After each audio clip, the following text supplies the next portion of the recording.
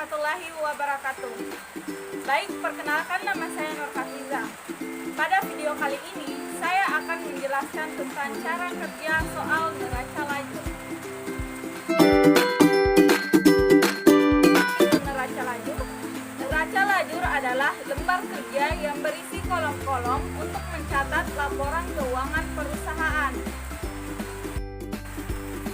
Bagaimana bentuk kolom neraca lajur? Bentuk kolom neraca lajur terdiri atas kolom neraca saldo yang terbagi lagi menjadi dua, khusus kolom debit dan khusus kolom kredit. Kemudian yang kedua ada kolom jurnal penyesuaian yang terdiri dari kolom debit dan kredit. Selanjutnya ada kolom neraca saldo disesuaikan yang terdiri dari kolom debit dan kredit. Kemudian ada kolom laporan laba rugi yang terdiri dari kolom debit dan kredit. Dan yang terakhir itu adalah kolom neraca yang terdiri dari sisi debit dan sisi kredit. Selanjutnya yang harus dikerjakan yang pertama kali adalah kolom untuk neraca saldo. Caranya bisa kita lihat dari soal di atas.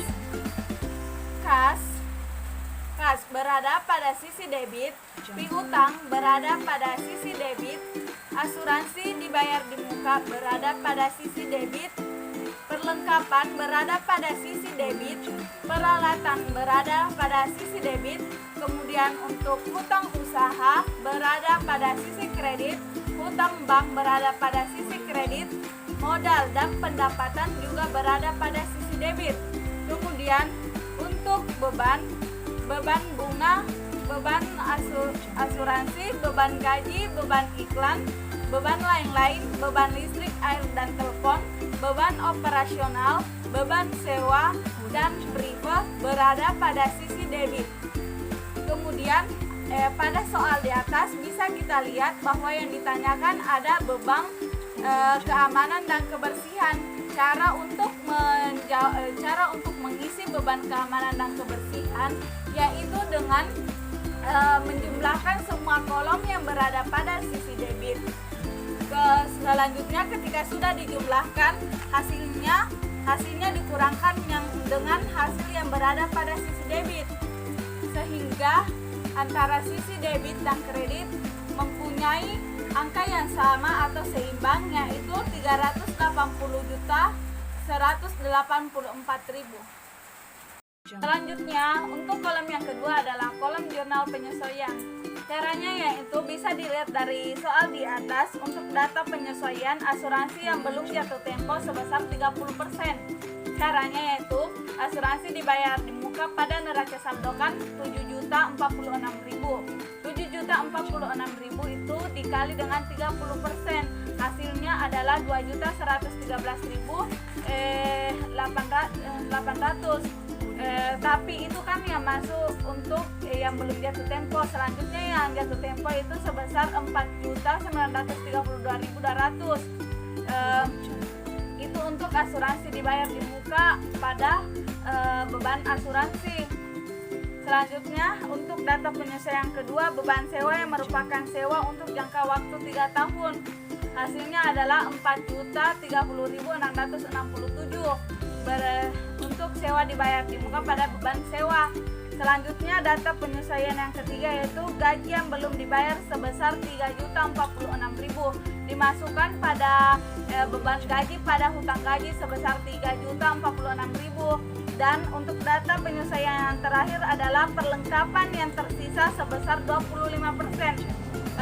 Perlengkapan pada neraca saldo adalah 65.046.000 dikali dengan 25%, hasilnya adalah 16.258.500. Tapi hasilnya ada gaji yang dimasukkan adalah 48.787.500. Selanjutnya kolom yang ketiga adalah neraca saldo disesuaikan. Caranya adalah kita menyesuaikan dari jurnal penyesuaian dipindahkan ke neraca saldo disesuaikan. Caranya adalah untuk akun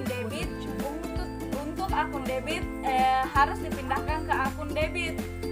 untuk akun kredit dipindahkan pada akun kredit, tapi ketika ada neraca saldo dan jurnal penyesuaian yang berada pada sisi debit dan kredit maka harus dikurangkan. Apabila debit bertemu debit maka ditambah, apabila debit bertemu dengan kredit maka dikurang.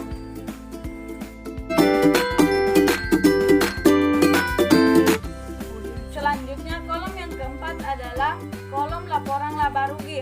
Pada kolom laporan laba rugi yang dimasukkan adalah pendapatan dengan beban. Pendapatan berada pada sisi kredit dan beban berada pada sisi debit. Untuk pendapatannya yaitu senilai 105.046.000 dan untuk sisi beban atau sisi debit yaitu senilai 107.644.987.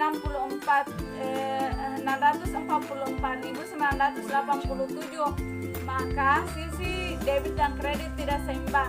Caranya untuk menyeimbangkannya adalah dengan sisi kredit itu sisi debit dikurang dengan sisi kredit, kemudian hasil tersebut itu kemudian ditambahkan pada sisi kredit sebesar 2.596.987. Maka hasilnya adalah 107.642.987. Maka sisi debit dan kredit seimbang.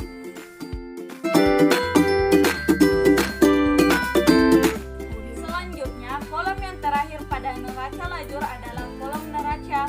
Caranya yaitu akun-akun yang tidak berada pada kolom laporan laba rugi akan dimasukkan pada kolom neraca. Pada kolom neraca ini terdiri atas kas, piutang, asuransi dibayar di muka, sewa dibayar di muka, perlengkapan peralatan.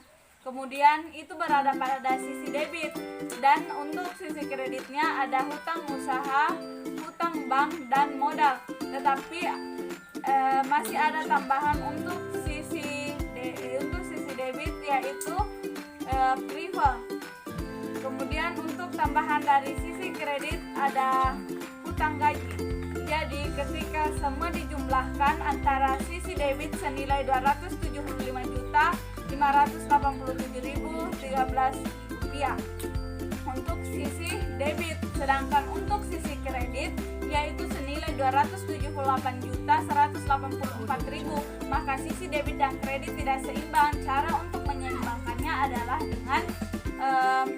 adalah dengan nilai yang berada pada sisi debit ditambahkan dengan 2.596.987. Jika ada yang bertanya bagaimana sih cara mendapatkan hasil tersebut, caranya adalah dengan nilai yang berada tadi kita ambil dari kolom laporan laba rugi. Jadi jika ditambahkan dengan akun debit tadi dengan hasilnya maka adalah 278.184.000. Dan untuk sisi kredit pun demikian, nilainya yaitu 278.184.000. Maka sisi debit dan kredit seimbang.